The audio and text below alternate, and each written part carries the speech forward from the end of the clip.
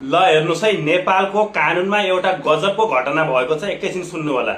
केही समय अघि एमालेका पासाङ शेर्पा भन्ने बहुविवाहको केसमा पक्राउ परेका थिए।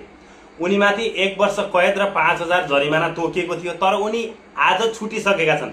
छुटे कसरी भने उनले टोटल 1 वर्षको कैद सजाय, जो दिनको 300 का हिसाबले 1 वर्षको 1,09,300 समथिङ कति एकमुष्ट बुझाएर उनी जेलमुक्त भएका छन्। ल हेर्नुस् है, अब रवि लामिछानेले हिजो सबै 5 कि 6 वटा जिल्लाबाट उनलाई मुद्दा छ, सबै ठाउँ उनले धरौटी बुझाएका छन्।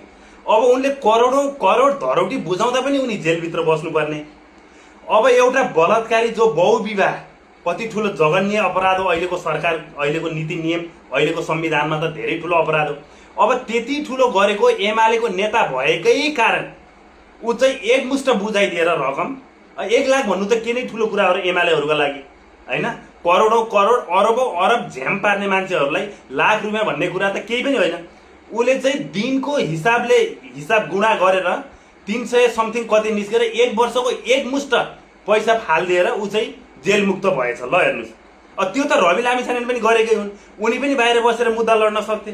ल हेर्नु त, यो देश मात्रै एमालेको रहेछ है साथीहरू। एमालेले जे गरे पनि हुन्छ। अब एमालेहरूले बनाएको सरकार, एमालेहरूले ल्याएको व्यवस्था, उनीहरूले त जे गर्दा पनि भयो। ल ठिक छ, जे गर्छौ गर।